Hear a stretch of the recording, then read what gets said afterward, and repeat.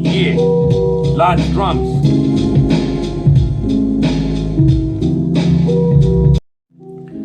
Alright guys, so this video is about making your drums larger than life, man, so that when you're doing a battle track or you're doing any track that you want a lot of presence with the drums, there's a couple of tips I have, a couple of methods that I use to give those drums a nice big feel, man. So that's what this is covering. Quick question, leave a comment if you actually want me to make some videos on grime, making beats grimy like this.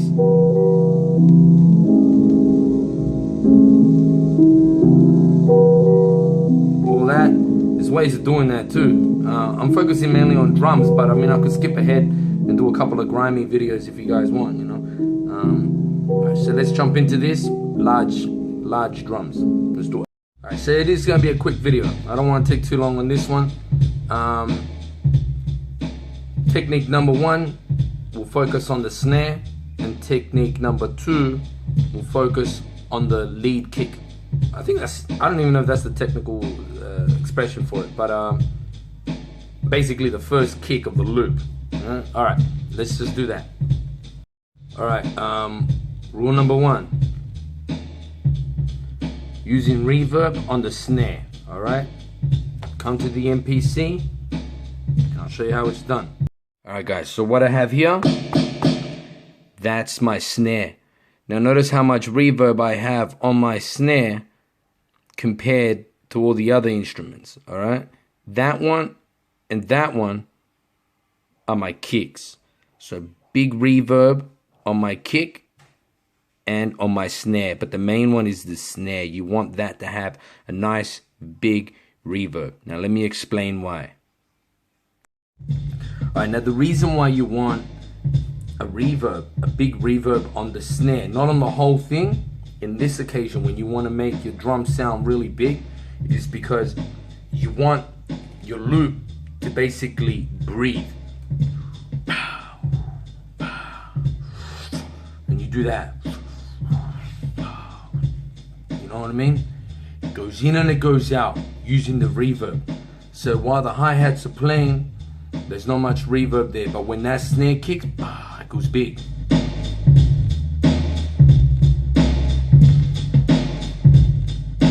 You know what I mean?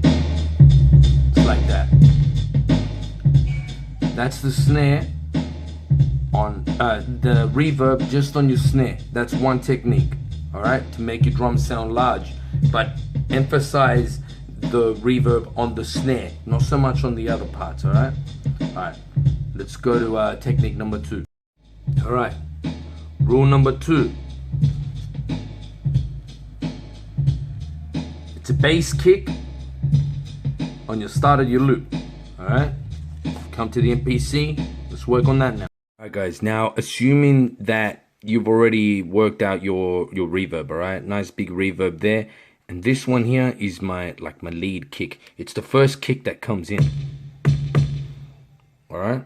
Now one thing that I like to do is I don't use one kick for my whole loop, alright? You need to vary the combination of kicks and hi-hats so it carries a lot of rhythm. The loop will carry a lot of rhythm, right? So see what I mean? Couple of different kicks, couple of different hi-hats. Alright? The main thing I want you to focus on is this, right? Different to this. But this one, this kick is big, and it only plays at the start of the loop, right? Because it's its own kick, nice and big.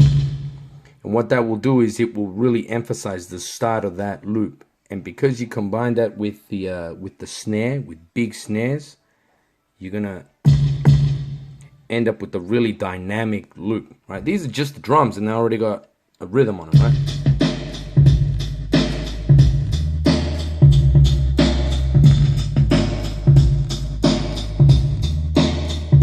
Alright guys, let's just recap. So in summary, if you want to make them sound big, yeah, you can use reverb. You can put reverb on anything.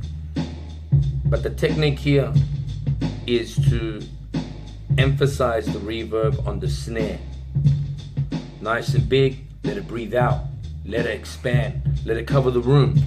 And then after that, it comes back in for the hi-hats, and at the start of your loop, you got a big, unique bass kick, man, like a big one.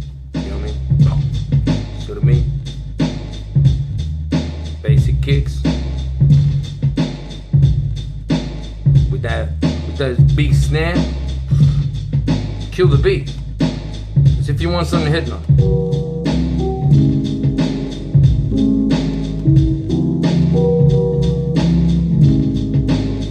And that's it. Till next time, people. I'm Alonso Magical.